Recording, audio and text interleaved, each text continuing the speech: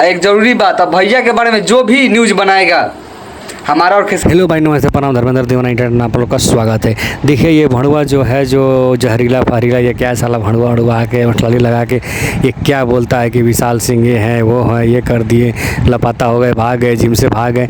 तो देखिए ये भड़ुआ को थोड़ा समझाना ही पड़ेगा। विशाल सिंह भैया दिल्ली से मुंबई आ गए हैं, अब भड़ुआ को खोज रहे हैं, पर भड़ुआ ये बेटा ये दे नहीं रहा है, वो ठलाली वाला ये, ठीक है। तो देखिए ये भड़ुआ को थोड़ा आप लोग समझाइए, नहीं तो ये विशाल सिंह के पंजा में जब फंस गया तो साला ये भड़ुआ छक्का ही बन कर आ जाएगा, ठीक है। तो इससे भी भड़ुआ को विशाल सिंह खोज रहे हैं। भड़ुआ जिस दिन मिल जाएगा उस दिन भड़ुआ को छक्का बना देंगे, ठीक है। तो पावर स्टार पवन सिंह के बारे में ऐसा वैसा बोलना, विशाल सिंह के बारे में ऐसा वैसा बोलना, ये बहुत तुझको भारी पड़ेगा, ठीक है। तेरे गर्मी बहुत जल्द झरेगा, ठीक है।